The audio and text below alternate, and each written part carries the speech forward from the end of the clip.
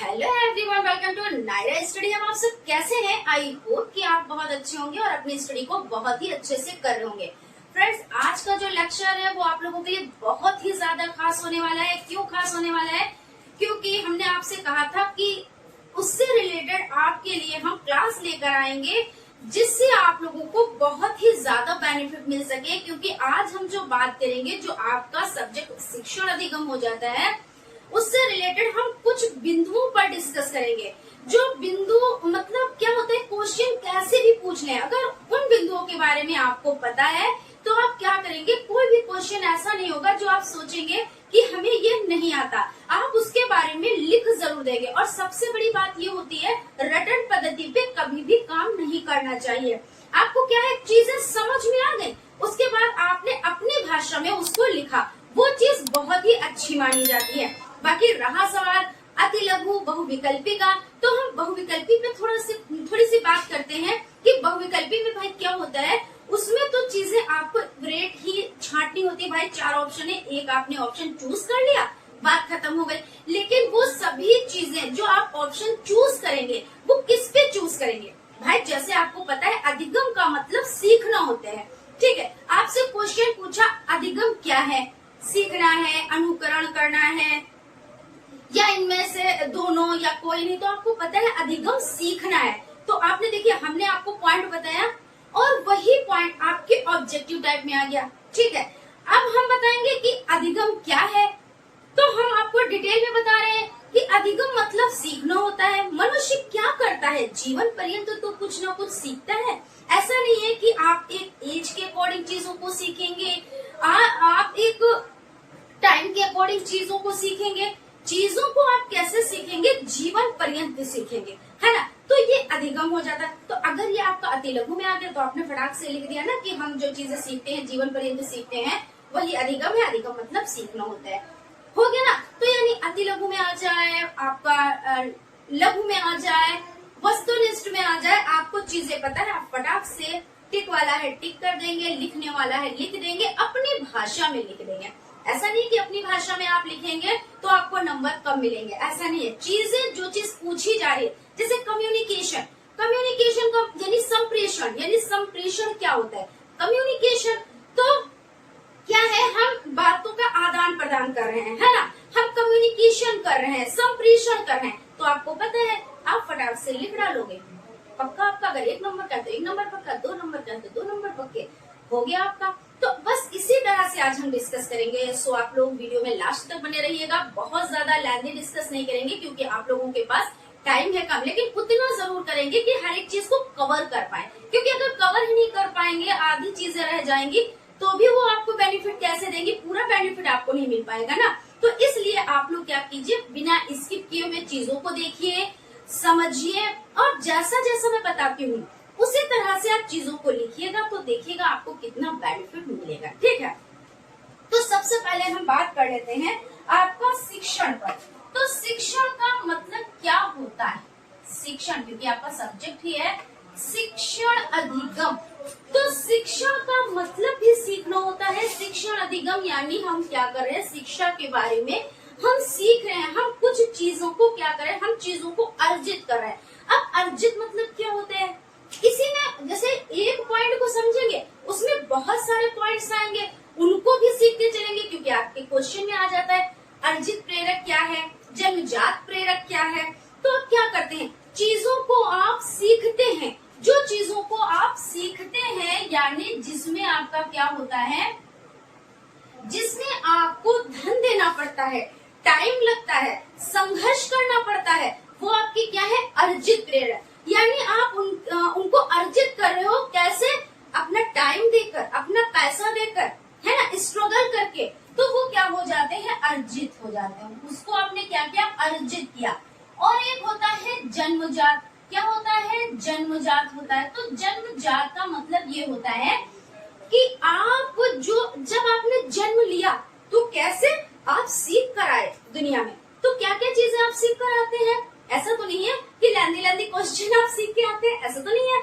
आप रोना सीख कर आते हैं, आप मुस्कुराना सीख कर आते हैं, आप क्रोध करना सीख कर आते हैं, आप जब बच्चा है हिचकी लेता है, क्या उसको किसी ने नहीं, वो हिचकी ले लेता है। जैसे कोई चीज पा जाता है वो उसको चूसने लगता है, तो क्या है वो चूसना क्या है, सीख कर आया है, या वो आपसे प्रेम कर रहा है। जैसे अपनी मम्मा के चिपट जाता है, अपनी माता की चिपट जाता है, उससे कोई दूसरा उसको ले लेता है गोद में तो वो डर जाता है, यानी वो भय भी है, वो भी वो सीख कर आया है, वो डर गया। और उसके बाद क्या हुआ, जब उसकी मम्मा ने उसको ले लिया तो क्या हुआ, वो एकदम से खुश हो जाता है। तो ये चीजें क्या है, उसको जन्मजात मिली हैं ये सभी संवेद। लेकिन जो अर्जित करता है, जैसे आप पढ़ रहे हो तो ये क्या कर रहे हो, अर्जित कर रहे हो। आपने कोई ट्रेनिंग ली, उसको अर्जित किया, या आप कोई किसी से बातें सीख रहे हो, औपचारिक हो अनौपचारिक हो, इसको आप क्या कर रहे हो, सीख रहे हो, यानी आप अर्जित कर रहे हो। इसके लिए आप टाइम दे रहे हो। भाई ये क्लास देख रहे हो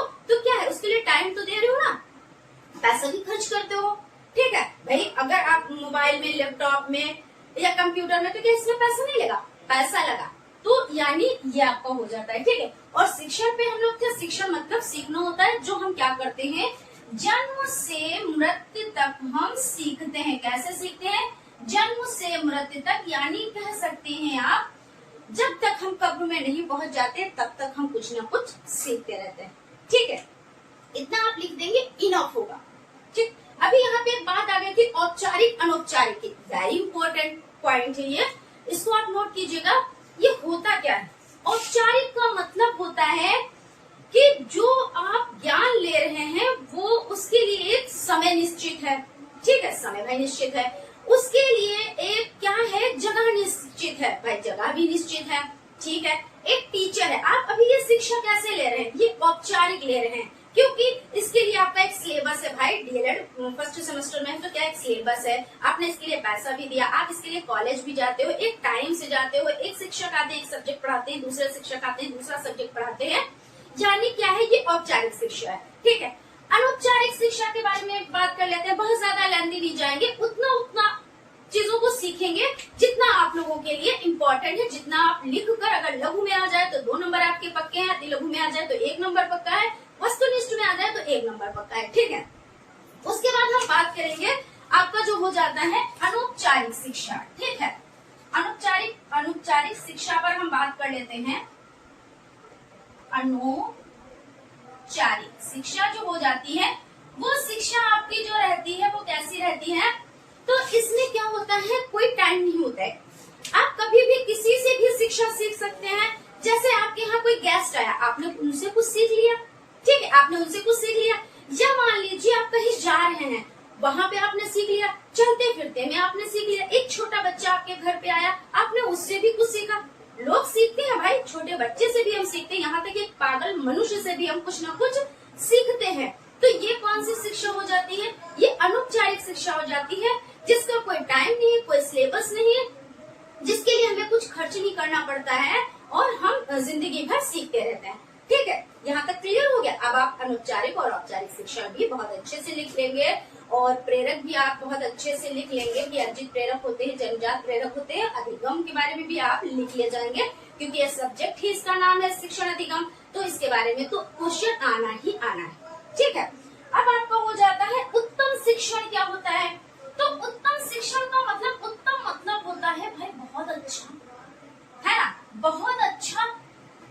तो बहुत अच्छी शिक्षा आपको कैसे मिल सकती है, भाई जाहिर सी बात है, शिक्षक जो है उसमें कुछ क्वालिटी होनी चाहिए, है ना। अभी हम आपके सम्मुख आए हैं और एकदम किताब ले लेते और बस यूं यूं यूं यूं पढ़ते चले जाते, और आप क्या करते, आप कहते मैम बस कीजिए, हम इससे अच्छा हमारे पास नोट्स हैं, हमने कलेक्ट कर रखे हैं, या हमने इतनी बुक्स ले रखी है, हम उससे स्टडी कर लेंगे, ठीक है भाई। लेकिन जब शिक्षक आपको एक वर्ड पकड़कर और इतना लेंदी समझा देगा कि आपके माइंड में वो क्या होगा, सेट हो जाएगा, वो ज्ञान स्थायी हो जाएगा, यानी शिक्षक में ये क्वालिटी होनी चाहिए। ऐसा नहीं है हम बोल कुछ रहे हैं, मुंह से निकल कुछ रहा है, स्पष्टता नहीं है हमारे बात में, ठीक है, वो भी नहीं सही है। तो यानी कहने का मतलब है उत्तम शिक्षण वो होता है जो बच्चे के फायदे के लिए हो, शिक्षक अच्छे से उसको शिक्षा दे रहा हो, चीजों को यानी चीजों को जो शिक्षक समझा रहा है वो चीजें समझ में आनी चाहिए, उसके फायदे के लिए वो चीज हो सके, है ना। तो उत्तम शिक्षण के ये गुण हो जाते हैं, आप इस तरह से लिख देंगे। शिक्षक को कैसा होना चाहिए, बहुत ही सरल स्वभाव का होना चाहिए, गुस्से वाला नहीं होना चाहिए। क्यों भाई, आप गुस्से में होंगे, मान लीजिए हम ही गुस्से में हैं, आप कमेंट करते हुए डरेंगे क्योंकि भाई नायरा मैम बड़ी गुस्से वाली है भाई, और ऐसे है हम आपके हर कमेंट का आंसर देते हैं।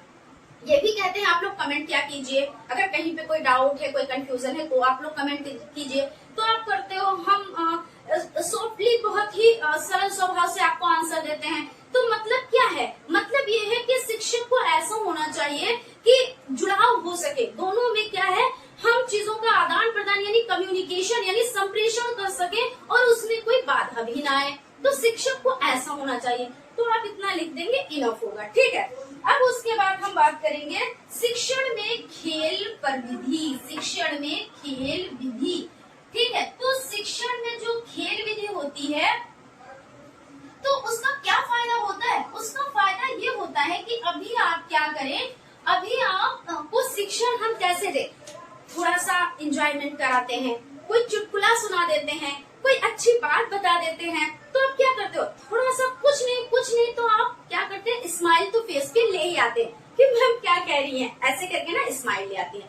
तो यानी बच्चों को क्या है, जब हम थोड़ा सी कोई बात कह देते हैं, चुटकुला कह देते हैं, तो आपकी हंसी आ जाती है। तो बच्चों को अगर खेल के द्वारा शिक्षा दी जाए, बच्चों कितना खुश होगा, उतना उसको कितना मजा आएगा कि भाई हमारे जो टीचर हैं बड़े अच्छे हैं, हमसे इतने सरल स्वभाव से बोलते हैं, प्लस हमको खेल खिलवाते हैं। अब उसका मन घर में नहीं लगेगा, अपनी माँ से कहेगा कि हमें स्कूल जाना है, संडे वाले दिन भी वो क्या कहेगा, हमें स्कूल जाना है, ठीक है ना। और वैसे अगर खेल में शिक्षा या अच्छा परिवेश या अच्छा माहौल आप नहीं दे पाए, बोरिंग शिक्षा आपने दी, बच्चों को डांट रहे हैं, बच्चों को मार रहे हैं, तो क्या होगा, बच्चा सीखेगा नहीं, उस पे क्या है, बोझ लग जाएगा। और वो जो बोझ होता है ना, यानी बस्ते का बोझ होता है, बस्ते का भार होता है, वो बहुत बुरा होता है। इससे क्या होता है, बच्चा उसके नीचे दबकर रह जाता है, चीजों को नहीं सीख पाता है ना। तो यानी जो आपकी शिक्षा में खेल विधि हो जाती है वो बहुत ही जरूरी हो जाती है, क्योंकि हमें बच्चों को क्या है, हमें सिखाना है, हमें ऐसा नहीं उसको बस्ते के बोझ के नीचे नहीं दबाना है। इसीलिए जो विधि हो जाती है, खेल विधि हो जाती है, और आपकी फ्रोबेल ने दी किंडरगार्टन विधि दी, मॉन्टेसरी विधि है, इसमें सब में क्या है, बच्चों को क्या माना गया है, फूल माना गया है, टीचर को क्या माना गया है, एक माली माना गया है, विद्यालय को क्या माना गया है, विद्यालय को माना गया है कि एक बगीचा है, और बगीचे में फूल की परवरिश कैसे होती है, उसकी देखभाल कैसे होती है, बस उस तरह से आपको लिखना है और कुछ भी नहीं लिखना है। और इतना, ठीक है ना। और चीजें समझ में आ रही है ना, तो आप लोग लाइक सब्सक्राइब तो करते रहे। और ये क्लास आप लोगों के लिए बहुत ही ज्यादा फायदेमंद है, बस एक एक पॉइंट को आप लोग बारीकी से समझे। ऐसा नहीं है इस कान से सुन रहे हैं और इस कान से निकाल दें, वो चीज नहीं है, ठीक है। उसके बाद आपका हो जाता है बहुस्तरीय शिक्षण। क्या हो जाता है, तो बहुस्तरीय शिक्षण। बहु मतलब तो आपको नाम ही से पता चल गया है ना, वाली बहु नहीं बहुस्तरीय मतलब कई, बहुत, है ना, स्तरीय, बहुस्तरीय, और आपका हो जाता है बहुस्तरीय शिक्षण।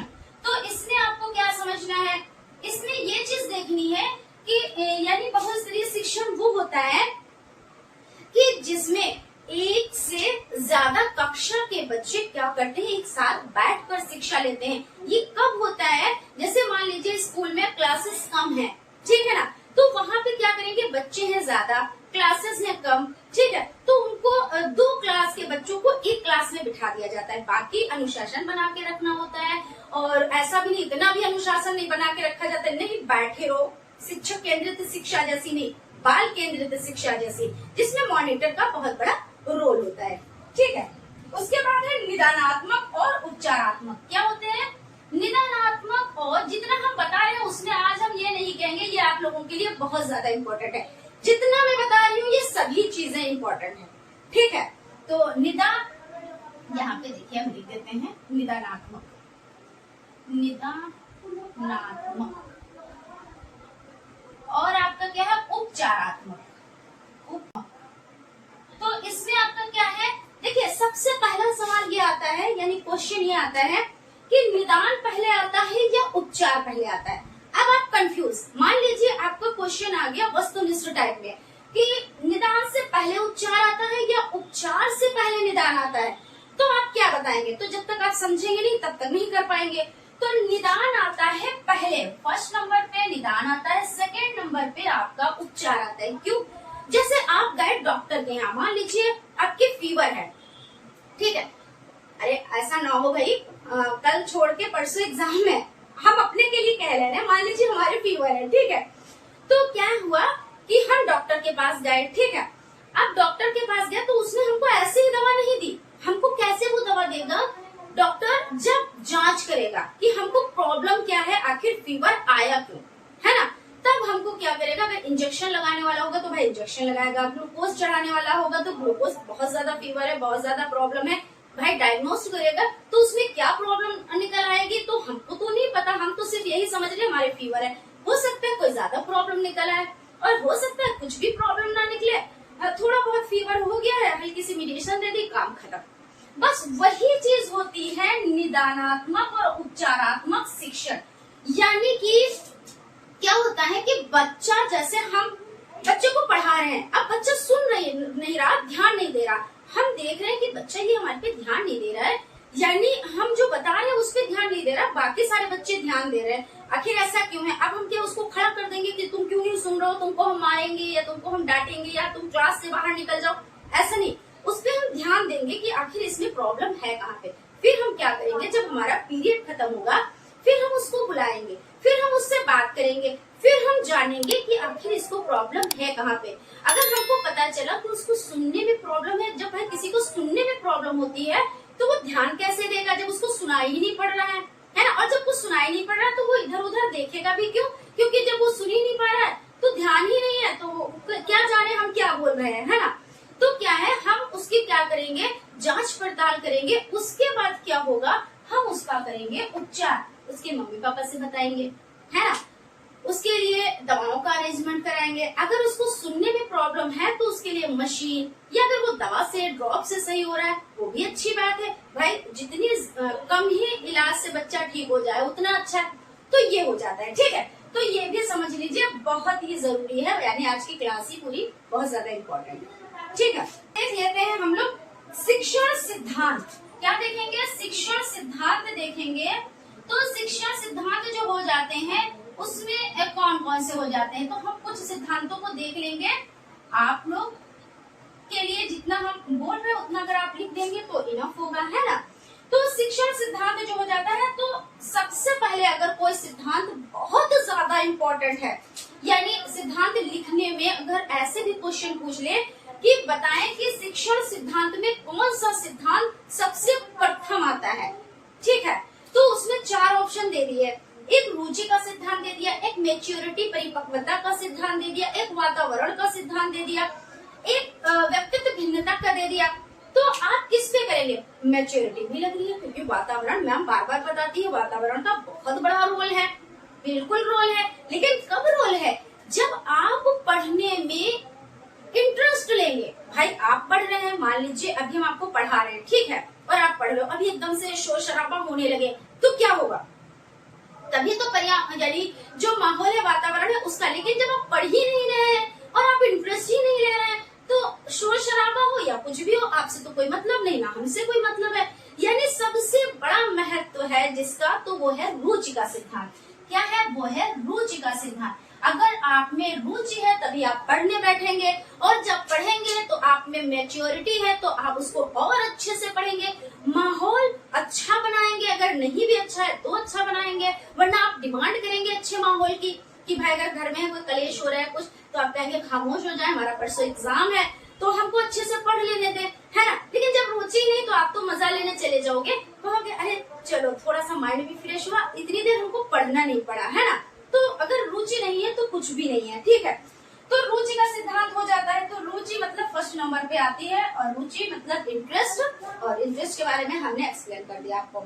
उसके बाद है चयन, भाई चयन भी जरूरी है। अब आप क्या करेंगे, चीजों का चयन करते हैं ना, भाई चीजों को पढ़ना है, जैसे मान लीजिए परसों आपका जो एग्जाम है वो आपका शिक्षण अधिगम और बाल विकास है, तो उसमें आपको क्या करना है, पहले आप इनको चयन करेंगे, इनको पढ़ेंगे, फिर जो नेक्स्ट डे जो एग्जाम होगा उसका चयन करेंगे, उसको पढ़ेंगे, उसके नेक्स्ट डे जो होगा, यानी चयन तो बहुत जरूरी है। उसके बाद आपका हो जाता है नियोजन, यानी योजना बनाना।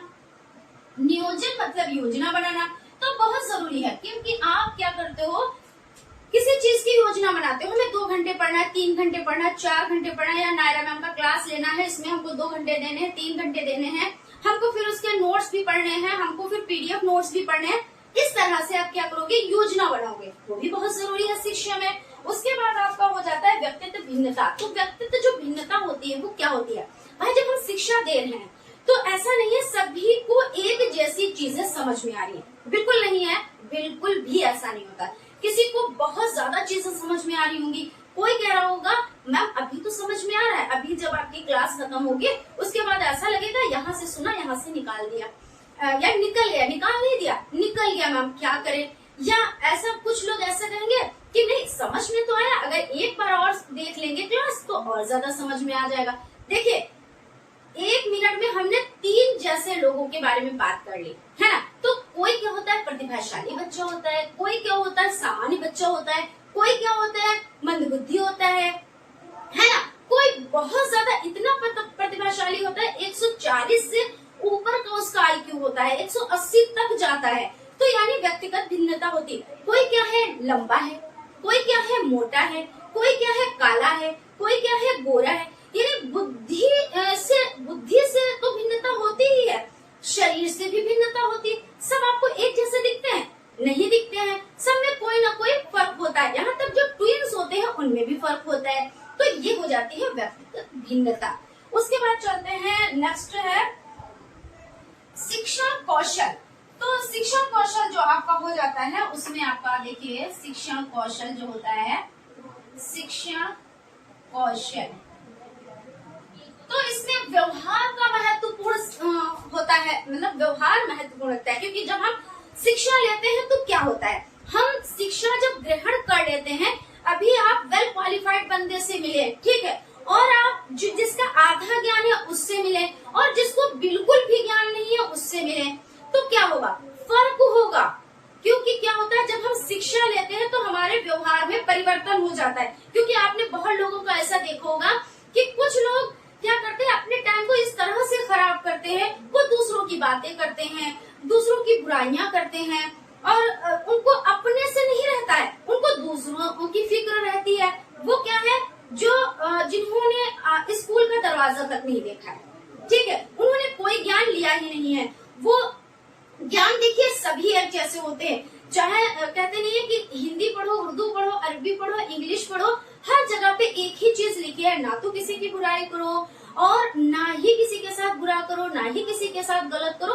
हर मजहब की यही बात है, यहाँ पे मजहब लेके तो बिल्कुल नहीं। आप अगर एक अच्छे इंसान हैं तब भी आप बुराई नहीं करेंगे। हर चीज में, चाहे वो गीता हो, चाहे वो कुरान हो, चाहे वो बाइबिल हो, कोई भी आपकी एक ग्रंथ हो जाती है, सभी में ये लिखा है कि सबसे पहले आप मनुष्य बन जाओ, और अगर मनुष्य बन गए, इंसान बन गए, बस उससे अच्छा कुछ नहीं है। लेकिन कुछ लोग ऐसे होते हैं जिन्होंने इनका ज्ञान ही नहीं लिया होता है, ज्ञान नहीं लिया होता है, तो उनके व्यवहार में परिवर्तन ही नहीं आता है। जब व्यवहार में परिवर्तन नहीं आता है तो फिर क्या होता है, वो बस ऐसे ही रह जाते हैं, है ना। और आपने देखा होगा जो बंदा पढ़ा लिखा होगा वो देखिए अपने लिबास से ऐसा नहीं होगा कि बहुत ज्यादा चमक धमक, इस तरह आप देखोगे बड़ा नॉर्मल बंदा ये है, लेकिन जब आप उससे बात करोगे वो अपनी क्वालिटी बताएगा नहीं, आप खुद उसकी क्वालिटी जान जाओगे, है ना। तो ये होता है व्यवहार में परिवर्तन।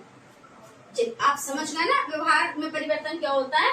तो शिक्षण कौशल में इसका बहुत बड़ा महत्व होता है। उसके बाद आपका हो जाता है पुनरावृत्ति का सिद्धांत। पुनरावृत्ति, ठीक है। तो इसमें आपका क्या हो जाता है, रिपीटिशन। यानी हम कोई चीज पढ़ रहे हैं, हम आपको बार बार बताते हैं कि जब भी आप कोई चीज को पढ़ें तो क्या करें, उसको बार बार रिवीजन करें, तो क्या होगा, चीजें आपको ज्यादा समझ में आएंगी, है ना। जैसे कई सिद्धांत ऐसे हैं जिनको हम लोगों ने पढ़ा कि वो बार बार प्रयास कर रहे हैं, बार बार प्रयास कर रहे हैं, लेकिन एक बार क्या हुआ, वो सफल हो गए, है ना। तो सफलता का जो एक मूल मंत्र होता है ये भी होता है कि आप चीजों को जब स्थायी बनाना हो तो आप बार बार उसकी प्रैक्टिस करें, है ना, बार बार यानी पुनरावृत्ति करें, दोहराएं, ये चीज हो जाती है। उसके बाद आपका हो जाता है श्रव्य दृश्य सामग्री। तो श्रव्य दृश्य सामग्री हम देख लेते हैं, आपका हो जाता है श्रव्य दृश्य सामग्री। तो इसमें जो आपका रहता है, तो श्रव्य का मतलब अभी पहले अलग अलग समझ लिया, फिर एक में समझ लिया। श्रव्य का मतलब होता है सुनना, क्या होता है? सुनना। और दृश्य का मतलब होता है देखना, देखना, क्या होता है? देखना। और श्रव्य दृश्य एक में मिला दिया जाए तो इसका मतलब क्या होता है? सुनना और देखना, सुनना और देखना। ठीक है, तो यहाँ पे हम एक्सप्लेन करते हैं। सुनना यानी आप सुनकर ज्ञान प्राप्त कर रहे हैं, रेडियो, इसका एग्जाम्पल बहुत अच्छा एग्जाम्पल है। आप दृश्य यानी देख कर ज्ञान प्राप्त कर रहे हैं, यानी बुक्स आपकी हो गई, चार्ट हो गया, ग्लोब हो गया, देख के शिक्षा प्राप्त कर रहे हैं। और श्रव्य दृश्य एक में आ जाए तो इस तरह से, ठीक है। तो सुनना और देखना, यहाँ पे देखना है, देखिए देखना यानी सुन भी रहे हैं, देख भी रहे हैं, ज्ञान प्राप्त कर रहे हैं, ठीक है। तो ये आपका हो जाता है। इसमें आपका मोबाइल, टीवी और आपका लैपटॉप, ये सभी चीजें हो जाती हैं, ठीक। उसके बाद चलते हैं हम शिक्षण सूत्रों की तरफ। शिक्षण सूत्र जो आपके हो जाते हैं उनको हम देख लेते हैं। शिक्षण सूत्र, शिक्षण सूत्र है यहाँ पे, ठीक है, शिक्षण सूत्र। शिक्षण सूत्र आप लोगों के लिए बहुत इंपॉर्टेंट हो जाते हैं। इसमें क्या होता है, जब हम इन शिक्षण सूत्रों का पालन करते हैं, यानी इनको हम बच्चों पे मतलब यूज करते हैं, इस तरह से आप समझ लिया, तो बच्चा ज्यादा अच्छे से समझ पाता है। जैसे हमने क्या किया, हमने सरल से कठिन या सरल से जटिल की ओर हम गए, तो ये सूत्र आपको हो जाता है। यानी हमने बच्चे को पहले सरल चीजें सिखाई, उसके बाद हमने जटिल चीजें सिखा दी। पहले हमने क्या किया, बच्चों को वर्णमाला सिखाया, छोटा बड़ा छोटी बड़ी, हमने ये सिखाया। उसके बाद हमने सिखाया बड़ा आ और माँ आम होता है, और जा में आ की मात्रा और ल जाल होता है। तो यानी बच्चा क्या है, पहले वर्णमाला सीखा, उसके बाद मिलाना सीखा, उसके बाद पाई मात्रे सीखा, यानी सरल से जटिल की ओर, मूर्त से अमूर्त की ओर। यानी बच्चा क्या कर रहा है, जो चीजें दिख रही है, मूर्त मतलब क्या होता है, जो चीजें दिख रही होती हैं, तो उनको बच्चा कर रहा है, उनको सीख रहा है। उसके बाद अमूर्त चीजों को, जैसे हम आपसे कहें यहाँ पे ये क्या है, ये बना है छोटा सा पेड़, ठीक है, और ये पेड़ बना है, तो हमने आपसे क्या कहा, ये यहाँ पे पेड़ बना है, तो आप इसको देखो, ये छोटा सा पौधा है और ये मूर्त है, ये सामने दिख रहा है। उसके बाद हम क्या करेंगे, आपको जो बाहर पेड़ लगा है, हो सकता है कहीं रोड पे लगा है, या आपके जो आप जहाँ पे पढ़ रहे हैं कॉलेज के अंदर, लेकिन ग्राउंड में लगा हुआ है, तो हम कहेंगे वो पेड़। हम अंदर स्कूल मतलब अपने क्लास के अंदर तो नहीं ला सकते, यानी मूर्त जो चीजें दिख रही है उसको दिखाकर और हम बाहरी से हम जोड़ रहे हैं।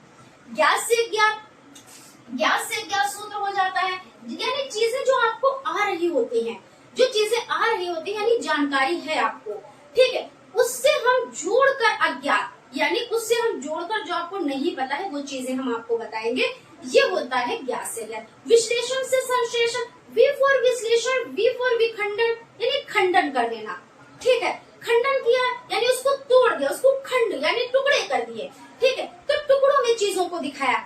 और विश्लेषण से संश्लेषण, फिर पूरी चीज दिखा दी। ऐसे ये वाला भी है आपका सूत्र। तो यानी ये सूत्र आप लोग अच्छे से कीजिएगा, ये सूत्र भी जरूर से जरूर ही आते हैं, ठीक है। अब चलते हैं हम अगले पॉइंट की तरफ। आपका हो जाता है संप्रेषण। क्या है संप्रेषण? यानी कम्युनिकेशन होता है। क्या होता है? संप्रेषण यानी कि कम्युनिकेशन, यानी क्या होता है, हम चीजों का आदान प्रदान कर रहे हैं, यानी हम अपनी बात को आपसे कह रहे हैं, आप अपनी बात को हमसे कह रहे हैं, यानी क्या है, मनुष्य दुनिया में रह रहा है, ठीक है। अब मनुष्य क्या है, यानी इंसान क्या है, एक सामाजिक प्राणी और समाज में रहता है, और समाज में ऐसे तो रहता नहीं है, वो क्या करता है, वो अपने ऐसे तो रहता नहीं है, वो क्या करता है, वो अपने दोस्तों से मिलता है, अपने घर वालों से बात करता है, अपने पड़ोसियों से बात करता है, सभी से रिश्तेदारों से बात करता है, यानी ऐसे सामाजिक प्राणी है, समाज में ही रहेगा। और वो किस तरह से कम्युनिकेशन करेगा, किस तरह से संप्रेषण करेगा, तो जबान से बातचीत करके, है ना, तो यही कम्युनिकेशन हो जाता है, यानी संप्रेषण हो जाता है। आप इस तरह से लिख लीजिएगा अच्छे से, ठीक है। अब आपको हो जाता है बाल केंद्रित शिक्षा और शिक्षक केंद्रित शिक्षा। तो बाल केंद्रित शिक्षा जो होती है, तो वो अब जो शिक्षा चल रही है वो कैसी है, जो आप आज की शिक्षा है वो कैसी है, और जो पहले की शिक्षा थी वो कैसी थी, शिक्षक केंद्रित शिक्षा, है ना, वो कैसी थी। तो यहाँ पे हम बात कर लेते हैं शिक्षक केंद्रित शिक्षा। तो आपका हो जाता है कि पहले हम बात करते हैं बाल केंद्रित। तो आज की जो शिक्षा है वो बाल केंद्रित शिक्षा है, यानी बच्चा जो कहेगा हमको वो करना है। टीचर क्या है, ZPD यानी जोन ऑफ प्रॉक्सिमल डेवलपमेंट, यानी क्या है, उसको बीच में अगर कोई बच्चा कोई वर्क कर रहा है और बीच में कोई अगर प्रॉब्लम आ गई तो उसका क्या करेंगे, ZPD यानी हम लोग जोन ऑफ प्रॉक्सिमल डेवलपमेंट यानी हम लोग बन जाएंगे, यानी बीच में उसको ज्ञान देंगे कि हाँ इस तरह से आप पढ़ लो, इस तरह से आप पढ़ लो। एग्जाम्पल हम आपको बताते हैं कि MKO क्या है, मोर नॉलेज अदर। तो यानी आप जा रहे थे दिल्ली, और आपका घर है यहाँ पे इस पॉइंट पर, ठीक है, आपका घर है यहाँ पर, ठीक। तो इस घर से और दिल्ली में जाने तक आप पहुँच गए गाजियाबाद तक। कहाँ पहुँच गए, गाजियाबाद तक पहुँच गए। लेकिन उसके बाद का आपको रास्ता नहीं पता है। जब रास्ता नहीं पता अब आप क्या करेंगे, आप किसी से पूछेंगे ना रास्ता कि दिल्ली तक हम कैसे पहुँचेंगे, तो वो कौन होगा, वो होगा ZPD zone of proximal development, ठीक है। तो ये क्या होता है, P for zone of proximal development, तो P फॉर परमानेंट, ये ज्ञान स्थायी होता है। और एक होता है पहाड़ या ढांचा। तो जैसे आपने देखा होगा कि घर जब बनता है तो उसमें कुछ पटरे बल्ली लगा के इस तरह से पहाड़ या ढांचा बनाया जाता है। कब तक वो रहता है, जब तक कि घर बने ना, वो दीवार ना बने। दीवार बनी हट गया, फिर दीवार बनी फिर हट गया। तो शिक्षक ऐसा भी होता है, शिक्षक को ये भी करना होता है कि बच्चे में अगर कोई प्रॉब्लम आई है तो बच्चे को आपने बता दिया, और उसके बाद उसको सिर्फ ये है मतलब सिर्फ आपको इशारा करना है। उसको ये नहीं है कि आदेश के अनुसार ऐसा काम होना चाहिए, 20 तक पहाड़े याद करके आने हैं, ऐसा नहीं, ये सब नहीं। आपको बच्चे को अगर उसमें कोई प्रॉब्लम आ रही है तो आप सिर्फ पहाड़ और ढांचा बन जाए, यानी हेल्पर उसके बन जाए, सिर्फ बस। तो बाल केंद्रित शिक्षा में ये है, और शिक्षक केंद्रित शिक्षा में ये है, है नहीं, था, अब नहीं है। तो पहले क्या था, शिक्षक ही सब कुछ होता था, और शिक्षक जो कहता था वही करना पड़ता था। और दूसरी बात यह है कि जो शिक्षक केंद्रित थी उसमें बच्चे को कोई रोल नहीं होता था, बच्चा खामोश था, निष्क्रिय था, एक्टिव ही था वो, ठीक है। अब जो बच्चा है वो एक्टिव है। तो यहाँ तक आपने समझ लिया, इतना काफी। अगर बाल केंद्रित तो शिक्षक केंद्रित ये आता है क्वेश्चन तो आप उतना लिख ले जाओगे, मुझे उम्मीद है ना।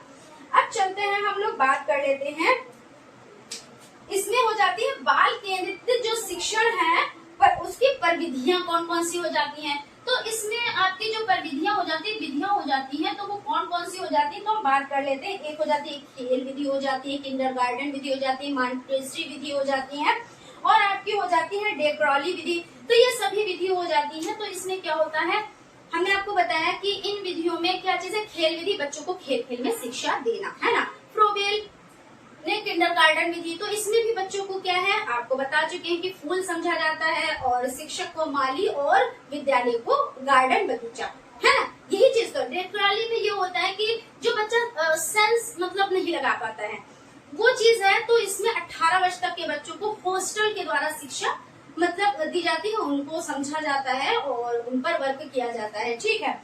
और आपका हो जाता है मॉन्टेसरी विधि, तो आप जानते हैं इसमें नर्सरी सॉन्ग्स वगैरह सब ये होते हैं, इस तरह से शिक्षा दी जाती है। तो आप लोग ये सब लिख दीजिएगा, इस तरह के क्वेश्चंस पूछे जाते हैं। बाद हम लोग बात कर लेते हैं पुनर्बलन कौशल।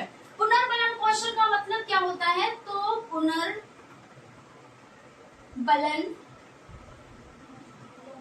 पुनर्बलन कौशल जो होता है इसका मतलब क्या होता है, जैसे क्या है कि हम आपको पढ़ा रहे हैं, ठीक है, आपने क्या किया, पुनर्बलित हमको किया, पुनर्बलन यानी बल हमको दिया कि मैम आप बहुत अच्छा पढ़ाते हैं, या आप ये करें लाइक कर देते हैं, ठीक है। तो हमको क्या है, फिर से बल मिलता है उतना ही वर्क करने की, हमारे में एनर्जी आ जाती है, पता नहीं कहाँ से आ जाती है, हमको खुद नहीं पता होता, ऐसा लगता है शरीर पूरा थक गया है। लेकिन जब हम इस तरह से लाइक देखते हैं, कमेंट देखते हैं, तो एक एनर्जी आ जाती है, ठीक है। तो क्या होता है, वो होता है पुनर्बलन। तो ये किस तरह, ये दो तरह से हो जाता है। एक तो ऐसा होता है कि आपने कहा बहुत अच्छे, और एक ये है कि आप लाइक वाइक कुछ करो ही ना, है ना। तो ये क्या हो जाएगा, अरे ठीक है आज कुछ और कल कुछ और परसों, अरे चलो हटाओ रहने दो, क्योंकि हम क्या है, हम हताश हो गए, तो वो चीज होती है। तो इसी तरह बच्चों का क्या होता है, अगर वो कोई वर्क कर रहे हैं तो आप उनको क्या करो, उनको पुनर्बलन दो, यानी फिर से वो काम करें। इस तरह से ये थोड़ा सा उससे मिलता जुलता है अभिप्रेरणा, यानी मोटिवेट, यानी बच्चों को जैसे मोटिवेट करना होता है ना, आप शाबाशी दे रहे हो बच्चों को, आप क्लैपिंग कर रहे हो बच्चों को, सबके सामने खड़ा कर दिया, भाई बच्चा ये बहुत अच्छा है, इसने बहुत अच्छा वर्क किया। तो ये चीज मतलब पुनर्बलन और मोटिवेट, अभिप्रेरणा लगभग एक ही जैसा होता है कि उसमें भी आपको क्या करना होता है, मोटिवेट करना होता है ना। और मोटिवेट जब आप करते हो तो क्या होता है, जो बच्चा होता है वो और करने के लिए ललायित होता है कि हमको करना है, हमको करना है, हमको अच्छे से करना है ना। तो ये चीज हो जाती है। उसके बाद आपका हो जाता है सूक्ष्म शिक्षण। तो सूक्ष्म शिक्षण, इससे रिलेटेड भी क्वेश्चन जरूर से जरूर आता है। सूक्ष्म मतलब क्या होता है, छोटा, सूक्ष्म मतलब छोटा, थोड़ा सा, बहुत थोड़ा सा, कम सा, छोटा सा, ऐसे आप समझ लें, है ना सूक्ष्म। तो इसमें क्या होता है, 5 से 10 मिनट के लिए जो बच्चे होते हैं वो शिक्षक बनते हैं, ठीक है। और इसमें क्या होता है, 5 से 10 बच्चों की एक वीडियो क्लिप बनती है ना। तो ये सूक्ष्म शिक्षण होता है। इसमें क्या होता है, बच्चों को कहीं जाना नहीं पड़ता, स्कूल में ये वर्क करना रहता है और इससे एक कैसेट बनती है और ये शिक्षा बहुत ही छोटे टाइम में, बहुत ही कम टाइम में दी जाती है। बस यही सूक्ष्म शिक्षा है, छोटी शिक्षा है ना। और इसमें आप चीजें लिख सकते हैं, इसकी विशेषता यही लिख सकते हैं कि बहुत कम समय में चीजों का ज्ञान हो जाता है। और इसमें क्या होता है, कहीं बाहर नहीं जाना पड़ता है, बच्चे स्कूल ही में होते हैं, उनमें कॉन्फिडेंस आता है। भाई बच्चे जब टीचर बनेंगे और चीजों को बताएंगे तो उनमें कॉन्फिडेंस ही तो आएगा। ऐसे नॉर्मल बच्चे तो नहीं बता पाएंगे, जिनको कुछ आता ही नहीं वो तो नहीं बता पाएंगे, है ना। तो ये सब चीजें आप लिख देंगे। उसके बाद आपका हो जाता है अपेक्षित अधिगम, यानी अधिगम को तो आपको पता है कि सीखना, लेकिन अपेक्षित अधिगम क्या होता है, अपेक्षित अधिगम, अपेक्षित अधिगम ये क्या होता है, तो ये होता ये है कि कुशलता पूर्वक कार्य कर लेना। यानी क्या हुआ, आपने कुशलता पूर्वक वर्क को कंप्लीट कर लिया, अच्छे से किया, तो वो क्या होता है, अपेक्षित अधिगम होता है। और यानी इसके लिए अवसर भी दिए जाते हैं। इतना बच्चों को जरूर आना चाहिए कि उसके भावी जीवन में उसको वो फायदा दे। इसके लिए बहुत सी चीजों से उसको क्या किया जाता है, जोड़ा जाता है। भले वो औपचारिक ज्ञान प्राप्त करे, अनौपचारिक कहीं पर भी, लेकिन अपेक्षित अधिगम यानी वो कुशलता से अपना कार्य कर ले, रुचि लेके कर ले, ध्यान से करे, वो चीजों को क्या है अच्छे से सीखे, यही अपेक्षित अधिगम है। उसके बाद आपका हो जाता है टीएलएम। टीएलएम क्या है, टीचिंग लर्निंग मटेरियल, ठीक है। टीएलएम है टीचिंग लर्निंग मटेरियल। जैसे ये आपका बोर्ड है, ये क्या है, टीएलएम है। ये पेन है आपका, टीएलएम है। आपका जो भी यानी डस्टर, ये आपका क्या हो जाता है, ये डस्टर क्या है, ये टीएलएम है। यानी जो भी चीजें हम क्या करते हैं शिक्षा के दौरान यूज करते हैं, जिनको हम यूज करते हैं वही टीएलएम होते हैं। इनके बारे में आप लिख भी सकते हो। भाई पेन का यूज क्या है, इससे हम लिखते हैं, लिख कर शिक्षा दे रहे हैं। ब्लैक बोर्ड पे क्या, इसके ऊपर लिखते हैं। तो इस तरह से क्या एक्सप्लेन नहीं कर पाएंगे, कर लेंगे। ये जो ज्ञान होता है हम आपको बोर्ड पे बता रहे हैं, ज्ञान कैसा है, स्थायी है, इंटरेस्ट भी आता है ना। कोई चीज हम आपको सामने बताते हैं, ज्यादा इंटरेस्ट आता है ना। तो वो चीज आप ऐसे नहीं लिख पाओगे, क्या आराम से लिख डालोगे। तो यही सब चीजें आपको लिखनी है टीएलएम। और इसमें श्रव्य दृश्य सामग्रियां भी आती है, जो हम डिटेल में डिस्कस कर चुके हैं श्रव्य दृश्य सामग्रियों की। उसके बाद हम बात कर लेते हैं आगमन विधि, निगमन विधि। आगमन विधि इसको भी हम कई बार बता चुके हैं, लेकिन आज तो बताना है। हर एक चीज को हमें एक्सप्लेन कर रहे हैं, पर कम एक्सप्लेन कर रहे हैं, कम टाइम में ज्यादा चीजें, है ना। तो आगमन विधि, इसके जो प्रतिपादक है वो कौन है, वो है अरस्तु। ठीक है, शॉर्ट क्वेश्चन आपका तैयार हो गया कि आगमन विधि के प्रतिपादक अरस्तु और निगमन विधि के भी प्रतिपादक कौन हो जाते हैं। तो निगमन विधि के भी प्रतिपादक अरस्तु महोदय ही हो जाते हैं। ठीक है, तो इसमें होता क्या है समझ लेते हैं। जो आगमन विधि है, तो देखिए निगमन विधि से ये आगमन विधि निकल आती है। कैसे निकल आती है हम आपको बताते हैं। ना से नियम, ना में छुट्टी की मात्रा निगमन और ना में छुट्टी की मात्रा नियम। ठीक है, तो नियम पहले है, उदाहरण बाद में है, यानी निगमन विधि, प्रतिपादक अरस्तु। अगर उदाहरण पहले है, नियम बाद में है, तो आगमन विधि। बस ये चीज ना में छोटी की मात्रा और ना में छोटी की मात्रा याद रखना, जिसमें ना में छोटी की मात्रा है उसमें ना में छोटी की मात्रा, नियम पहले। ठीक है, तो इस तरह से हो जाता है। और जो ये विधि है तो ये किस पे है, तो वैज्ञानिक विधि पर ये विधि आधारित है। ठीक, यहाँ तक आपको समझ में आ गया होगा, तो आप लोग लाइक सब्सक्राइब करते रहें। कुछ पॉइंट्स और बचे हैं, उनको भी हम लोग डिस्कस कर लेते हैं। जैसे आपका हो जाता है अभिप्रेरणा, तो मतलब अभिप्रेरणा मतलब मोटिवेशनल, मोटिवेट करना। क्या होता है, तो मोटिवेट करना होता है।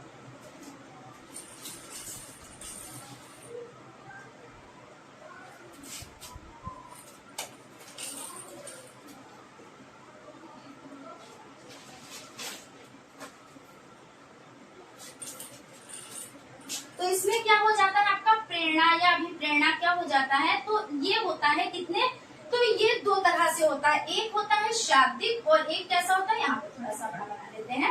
एक होता है, यहाँ पे देखिए प्रेरणा है, सही है, शाब्दिक हो जाता है। क्या हो जाता है, शाब्दिक हो जाता है। और एक होता है अशाब्दिक। कैसा होता है, अशाब्दिक, अशाब्दिक, सही तो लिखा था हमने, अशाब्दिक, अशाब्दिक होता है। ठीक है, अशाब्दिक, शाब्दिक। ठीक है, तो शाब्दिक यानी शब्दों से, है ना, अशाब्दिक यानी बिना शब्दों के। तो शाब्दिक में क्या हो जाता है, जैसे आपका हो जाता है शाबाश, क्या हो जाता है, शाबाश। और क्या हो जाता है, और जैसे हो जाता है उत्तम, बहुत अच्छे। जैसे क्या होता है, उत्तम, कहते नहीं हो, उत्तम, बहुत अच्छे, बहुत अच्छे। तो इसमें क्या होता है, बच्चे क्या होते हैं, मोटिवेट होते हैं। सॉरी, यहाँ पे बहुत अच्छे हैं, बहुत अच्छे लिखने, बहुत अच्छे। ठीक है, बहुत अच्छे। और अशाब्दिक में क्या होता है, जैसे दंड दे दिया, पुरस्कार दे दिया, जैसे दंड दे दिया या पुरस्कार दे दिया।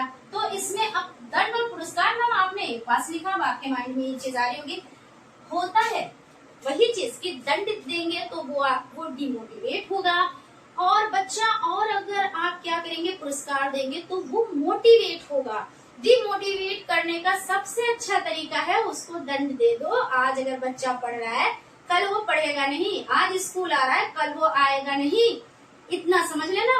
क्योंकि बच्चे बहुत ज्यादा क्या होते हैं, आपने एक बार डांट दिया बच्चों को, बच्चे क्या करते हैं, दिल पे ले लेते हैं, फिर वो अपना ये भी नहीं सोचते, क्योंकि उनको अभी पढ़ी ही क्या है, फ्यूचर बनेगा बिगड़ेगा, उनको क्या पता। वो तो जब मैच्योर होंगे तब समझ में आएगा, अरे चलो टीचर ने डांट भी लिया था, कौन सा था, आज हम कुछ होते तो, है ना। लेकिन वो तो जब आता है, जब वक्त निकल जाता है। कहते नहीं, बहुत लोग ऐसे होते हैं जो उनके लिए ये कहा जाता है कि अब पछताए होत का जब चिड़िया चुग गई खेत। बहुत लोग ऐसे होते हैं, जब तक बंदा है साथ में तब तक कोई फिक्र नहीं, जब वो बंदा नहीं रह जाता है तब उसके लिए क्या किया जाता है, वही कि अब पछताए का हो जब चिड़िया चुग गई खेत। तो बस वो वाली बात है कि स्कूल चला गया, काम में लग गए, मेहनत मजदूरी करने लगे, और उसके बाद में जब बड़े हुए, जब तब, लेकिन क्या है, ये चीजें समझनी चाहिए, है ना। शिक्षक को समझनी चाहिए कि बच्चों को दंड नहीं देना चाहिए, क्योंकि आज जो उनका, जो कल के भावी नागरिक बनेंगे, तो आपका इसमें बहुत बड़ा रोल है।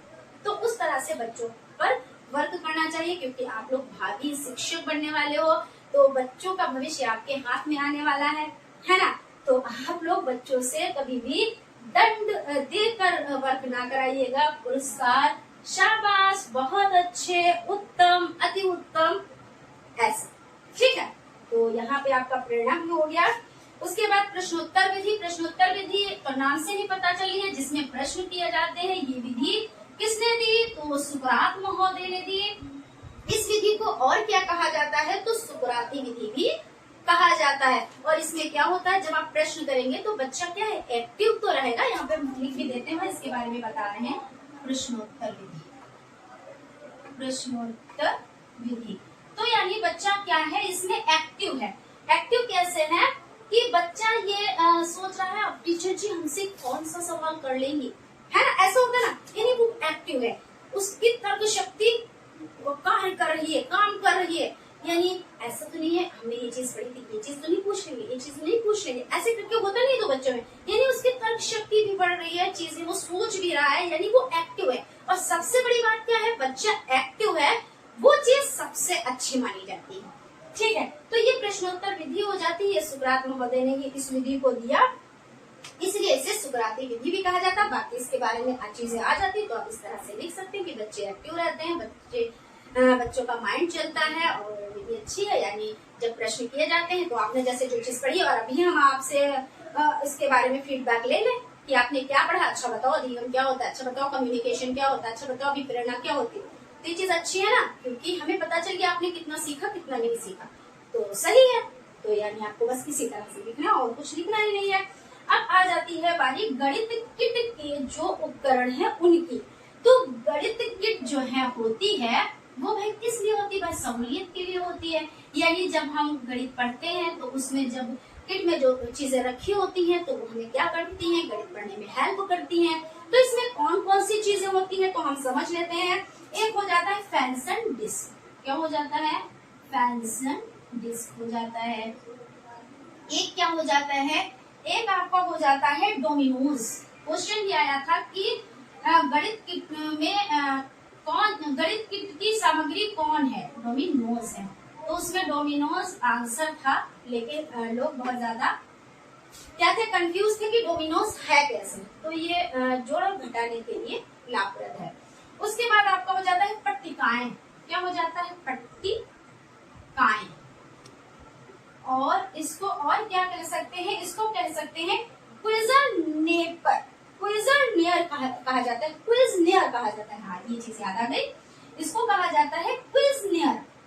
लिख देते हैं, आपका हो जाता है क्विज़नेयर, क्विज़नेयर स्ट्रिप्स, स्ट्रिप्स।